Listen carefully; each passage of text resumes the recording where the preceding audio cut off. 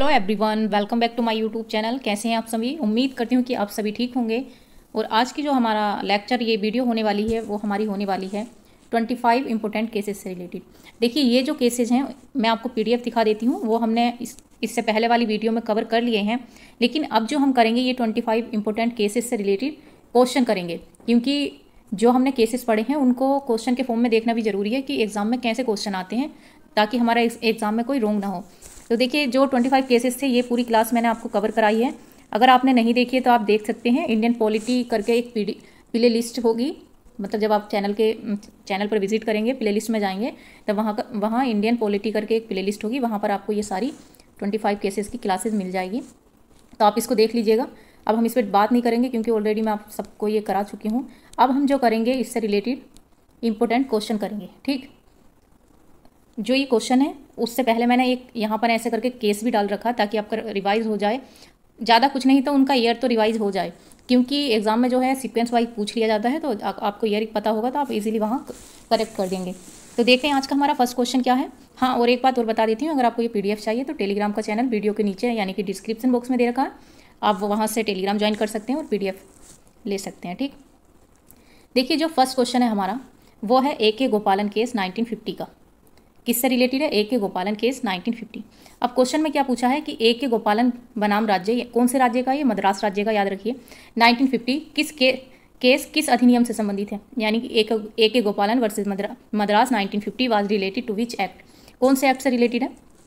Option है हमारे पास MISA, preventive detention act 1950, TADA, पोटा।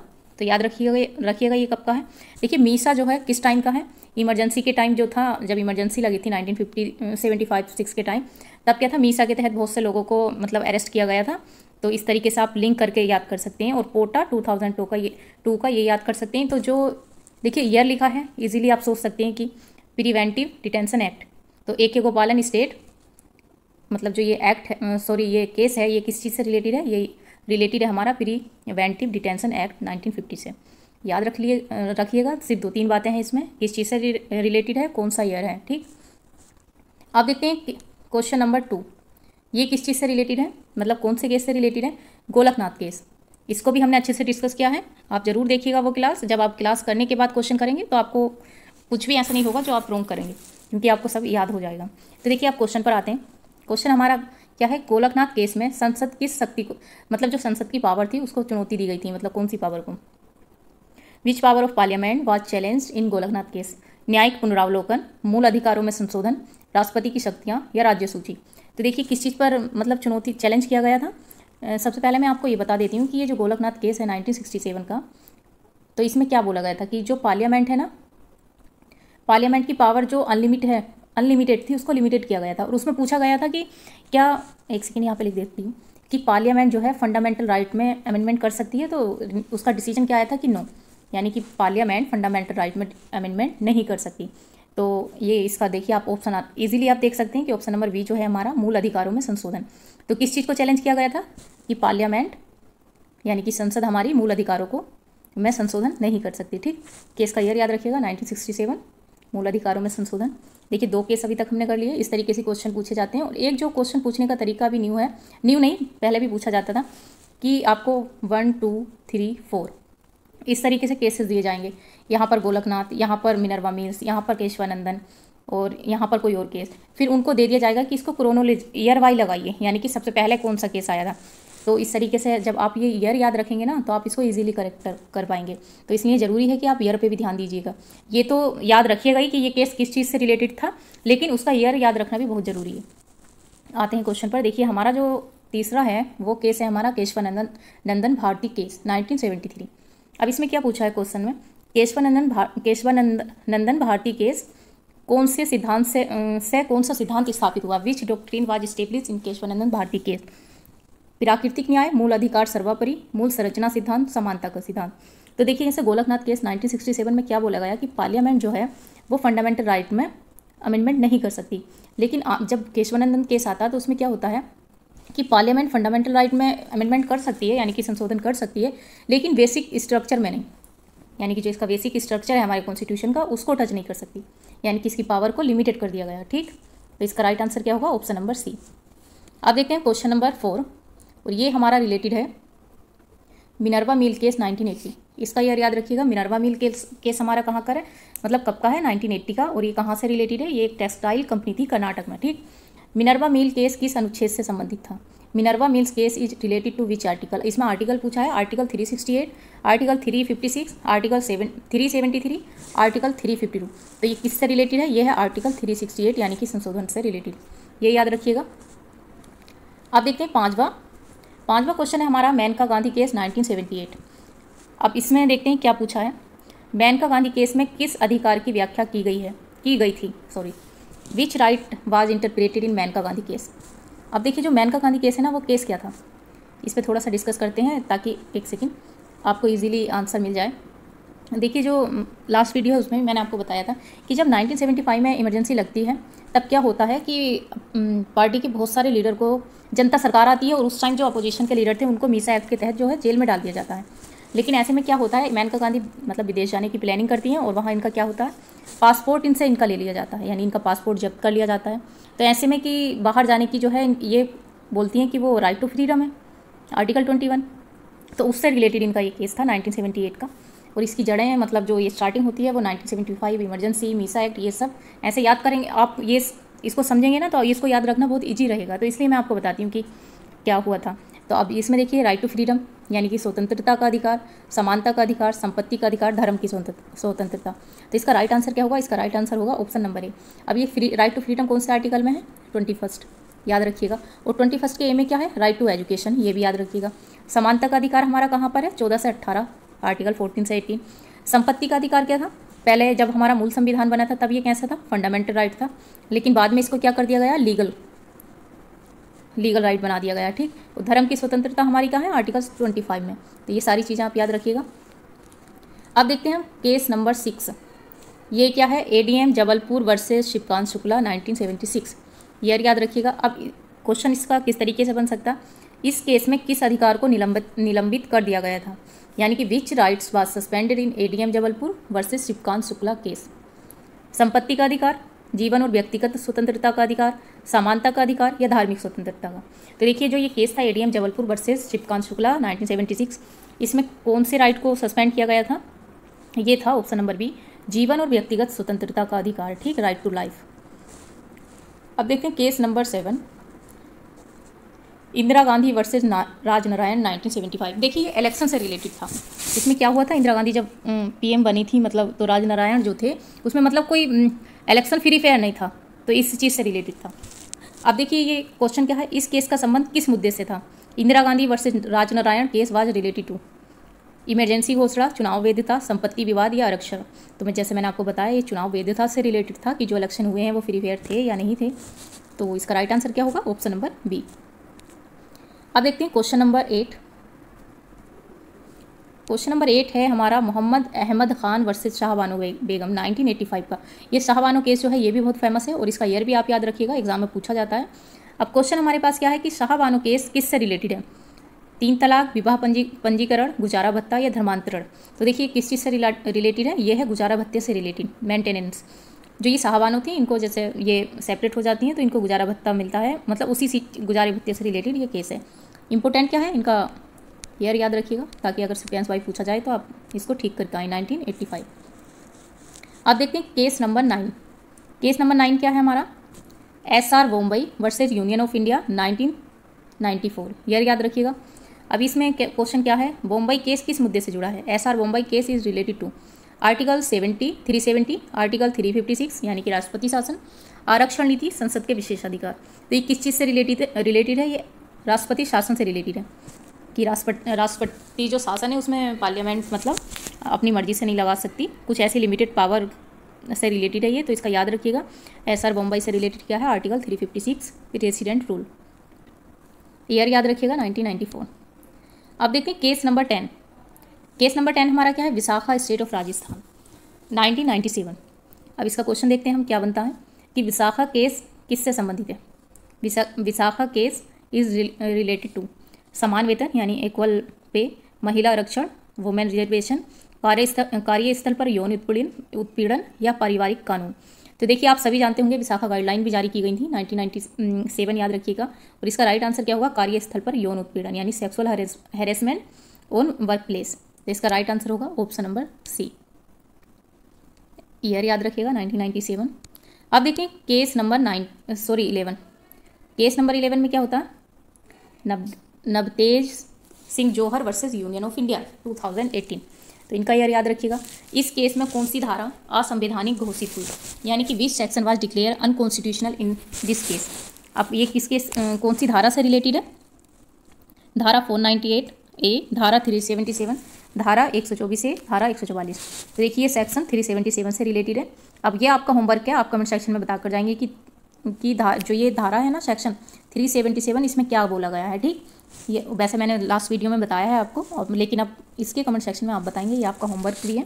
जो सबसे पहले बताएगा उसका मैं जो कमेंट है वो पिन करूँगी। ठीक है, आप देखते हैं क्वेश्चन नंबर 12, क्वेश्चन नंबर 12 है और केस नंबर भी हमारा 12 है। और ये है जस्टिस के Puttaswamy versus union of India 2017। इनका याद रखिएगा। अब इसका क्वेश्चन क्या है, इस केस में किस अधिकार को मौलिक अधिकार माना गया। ठीक, which right was recognised as fundamental rights in this case. शिक्षा का अधिकार, निजता का अधिकार, आंदोलन का अधिकार, काम का अधिकार। तो देखिए इसमें क्या था, इसमें जो था राइट टू प्राइवेसी को क्या माना गया, एक फंडामेंटल राइट माना गया। ठीक, याद रखिएगा। अब देखें केस नंबर 13। केस नंबर 13 हमारा क्या है, Olga Tellis versus Bombay municipal corporation 1985। इस केस में किस अधिकार की व्याख्या हुई थी, ये याद रखिएगा। Which right was interpreted in Olga Tellis case. काम का अधिकार, भोजन का अधिकार, जीवन का अधिकार, शिक्षा का अधिकार। तो ये भी किस चीज़ से रिलेटेड था, जीवन का अधिकार, राइट टू लाइफ। अब देखते हैं केस नंबर 14। केस नंबर 14 है हमारा वेरुवारी यूनियन केस 1960, मोस्ट इंपोर्टेंट, इसको याद रखिएगा। इस केस में क्या मुद्दा था, यानी what was the issue in Beruvari case. Bharat Pak सीमा विवाद, नागरिकता, राष्ट्रपति को विशेषाधिकार, संविधान की प्रस्तावना। तो ये किस चीज़ से रिलेटेड था वेरुवारी केस, तो ये था भारत पाक सीमा विवाद। तो याद रखिएगा ऑप्शन नंबर ए। अब देखते हैं केस नंबर 15। केस नंबर 15 क्या है, IR Coelho versus state of Tamil Nadu. Year याद रखिएगा 2007। इस केस में किस अनुच्छेद की समीक्षा की गई, which article was review in IR Coelho case. Article 370, article 21, article 31 का V, आर्टिकल 356। तो किस आर्टिकल से रिलेटेड है ये, आर्टिकल 331V। तो इसका याद रखिएगा option number C right answer, IR Coelho state of Tamil Nadu. अब देखते हैं केस नंबर 16। केस नंबर 16 है MC Mehta versus union of India 1986। अब ये इसका क्वेश्चन क्या है, MC मेहता केस किस से जुड़ा है, शिक्षा का अधिकार, पर्यावरण सुरक्षा, धर्मनिरपेक्षता या चुनाव सुधार। तो देखिए MC मेहता इकोनॉमिक्स मतलब इन्वायरमेंट से जुड़ा है, तो ये याद रखिएगा क्योंकि ऐसा पूछ लिया जाएगा कि इन्वायरमेंट से रिलेटेड कौन सा केस है। तो MC Mehta versus union of India 1986, year जरूर याद रखिएगा। बार बार इसलिए बोलती हूँ ताकि आपको पढ़ते हुए याद हो जाए, 1986। नेक्स्ट है Daniel Latifi versus union of India 2001। ये केस किससे जुड़ा हुआ है, यानी this case is related to विवाह अधिकार, समान नागरिक संहिता, मुस्लिम महिला अधिनियम, 3 तलाक। तो ये किस चीज़ से रिलेटेड है, ये राइट टू, ये मुस्लिम महिला से रिलेटेड है, डिवोर्स एक्ट से। ठीक है, मुस्लिम महिला अधिनियम याद रखिएगा। अब देखते हैं question number 18। Case number 18 Shreya Singhal versus union of India 2015। इस केस में कौन सी धारा हटाई गई थी, which section was struck down in this case. तो देखिए ऑप्शन हमारे पास कौन कौन से हैं, धारा 377, 66 का A IT एक्ट, 498 A, धारा 124 A। तो इसका राइट आंसर क्या हुआ, ऑप्शन नंबर बी। कौन सी धारा हटाई गई थी, 66 A। अब देखते हैं केस नंबर 19 है स्टेट ऑफ मद्रास चंपाकम दोराइजम 1951। ये केस किस नीति निदेशक सिद्धांत से संबंधित था, this case was related to which DPSP। शिक्षा, समान अवसर, आरक्षण, काम का अधिकार। देखिए ये ऐसा केस है, आपको इस तरीके से भी पूछ लिया जाएगा कि फंडामेंटल राइट्स और एक सेकेंड DPSP में जो विरोध देखने को मिले था वो कौन से केस में देखने को मिला था, तो वो कौन सा है, उस केस का नाम याद रखिएगा, स्टेट ऑफ मद्रास वर्सेस चंपाकम दोराइजम 1951। अब इसमें ये किससे रिलेटेड था, ये रिजर्वेशन से रिलेटेड था। ठीक, अब देखते हैं केस नंबर 20। केस नंबर 20 क्या है, people union for democratic right versus union of India 1982। ये केस किससे रिलेटेड था, इसका क्वेश्चन कैसे बनता है, ये रिलेटेड था मजदूर अधिकार से। ठीक, इसका राइट आंसर क्या होगा, ऑप्शन नंबर बी। एक सेकेंड, इसका राइट अधिकार है, एक सेकेंड, इसका राइट आंसर है मजदूर अधिकार। ठीक, महिला सुरक्षा से नहीं है, भूमि सुधार से नहीं है, बाल अधिकार से नहीं है, ऑप्शन नंबर बी इसका राइट आंसर। आप देखें क्वेश्चन मतलब केस नंबर 21 और क्वेश्चन भी हमारा 21 है। केस हमारा क्या है, किहलो होलन वर्सेस जजील्लू, इनका नाम कुछ ऐसी है, शायद मैं सही से ले नहीं पाई हूँ, फिर भी आप देख लीजिएगा। ये किस चीज़ से रिलेटेड है, राष्ट्रपति शासन, सांसदों की अयोग्यता, मौलिक अधिकार, राष्ट्रपति की क्षमा शक्ति। तो ये किससे, एंटी डिफेक्शन लॉ से, जैसे मैंने आपको बताया भी था, सांसदों की अयोग्यता से रिलेटेड है। इसका राइट आंसर क्या होगा, ऑप्शन नंबर बी। ईयर याद रखिएगा 1992। 22nd, case number 22, union of India versus association for democratic reform 2002। ये केस किससे रिलेटेड है, ये केस किससे संबंधित था, मतदान अनिवार्यता, उम्मीदवार की पृष्ठभूमि की जानकारी, महिलाओं का आरक्षण, दल विरोधी कानून। तो देखिए एंटी डिफेक्शन से हमने लास्ट वाला पढ़ा। अब ये जो केस है ये रिलेटेड था कि जो भी उम्मीदवार हैं इलेक्शन में, जो भी कैंडिडेट खड़ा होता है, जो वोटर्स होते हैं उसकी बैकग्राउंड के बारे में पता होना चाहिए कि वो क्रिमिनल है, कितना अच्छा व्यक्ति है या कैसा है। ठीक, तो ये उससे रिलेटेड था और इसका ईयर याद रखिएगा 2002। नेक्स्ट है स्टेट ऑफ केरला। एक सेकेंड, 23 केस है हमारा state of Kerala, NM Thomas 1976। ये केस किस अधिकार से संबंधित था, धार्मिक स्वतंत्रता, समानता का अधिकार, सूचना का अधिकार, निजता का अधिकार। तो ये किससे रिलेटेड था, ये था राइट टू इक्वालिटी से रिलेटेड। इसका राइट आंसर क्या होगा, ऑप्शन नंबर बी। अब देखते हैं 24, चंपाकम दोराइजन वर्सेज स्टेट ऑफ मद्रास 1951। ये किससे रिलेटेड है, इस केस ने किस अनुच्छेद की प्राथमिकता को स्थापित किया, यानी कि which article primacy was upheld in this case, article 15, article 16, article 37, article 14।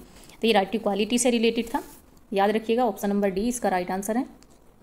देखिए आज का हमारा लास्ट क्वेश्चन है, लास्ट केस है, और ये कौन सा केस है, नाज foundation versus government of NCT Delhi 2009। इससे पहले मैं आपको फिर से बता देती हूँ कि ये जो केस से रिलेटेड हम MCQ कर रहे हैं, इससे पहले मैंने 25 केसेस को मतलब डीपली बताया है, जिसकी क्लासेस आपको इंडियन पॉलिटी प्ले लिस्ट में मिल जाएगी। इससे पहले ही मैंने अपलोड की है, तो आप उसको देख लीजिएगा। उसके अगर क्लास देखने के बाद करेंगे तो ज़्यादा फ़ायदा है। और अगर आपको इसकी PDF चाहिए तो आप टेलीग्राम चैनल ज़रूर ज्वाइन कीजिएगा, वहाँ पर आपको ये PDF मिल जाएगी। और टेलीग्राम कैसे ज्वाइन करना है वो मैं आपको बता देती हूँ कि वीडियो के नीचे डिस्क्रिप्शन बॉक्स में टेलीग्राम का मैं लिंक हमेशा देती हूँ, हर वीडियो के नीचे आपको मिलेगा, तो वहाँ से आप टेलीग्राम ज्वाइन कर सकते हैं।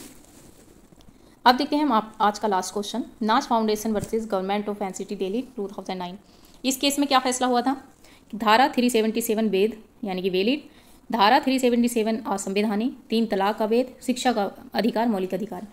तो देखिए जो ये धारा 377 है, मैंने ये आपको होमवर्क भी दिया है, तो इसको अनकॉन्स्टिट्यूशनल कर दिया गया था। अनकॉन्स्टिट्यूशनल मतलब इसमें क्या था कि 2 पर्सन जो सेम सेक्स हैं वो रिलेशन में रह सकते हैं। तो पहले क्या होता था कि ये जो है नेचर के खिलाफ है, मतलब सेम सेक्स के लोग एक साथ नहीं रह सकते, वो हमारी प्रकृति के उल्लंघन माना जाएगा। लेकिन उसके बाद क्या हुआ, इसको असंवैधानिक कर दिया गया कि 2 सेम सेक्स वाले लोग जो हैं वो एक साथ रह सकते हैं। क्योंकि किस लिए रह सकते हैं वो, right to life, right to privacy, उनका अपना निजता का अधिकार है वो। तो इस तरीके से ये 377 को अनकॉन्स्टिट्यूशनल करार कर दिया गया। तो ये था आज के हमारे 25 most important question. I hope आपको समझ आए होंगे, और अगर आपको समझ आए हैं या आपको कोई डाउट है तो आप कमेंट सेक्शन में ज़रूर बताइएगा। और अगर किसी केस को आपको डीपली जानना है या मतलब आपको अच्छे से समझ नहीं आया तो उसके बारे में भी कमेंट सेक्शन में बताइएगा, ताकि मैं आपको उसको क्लियर कर दूँ। और अगर आपको क्लास अच्छी लगी हो तो अपनी फ्रेंड्स के साथ ज़रूर शेयर कीजिएगा, सब्सक्राइब कीजिएगा। Thank you, thanks for watching.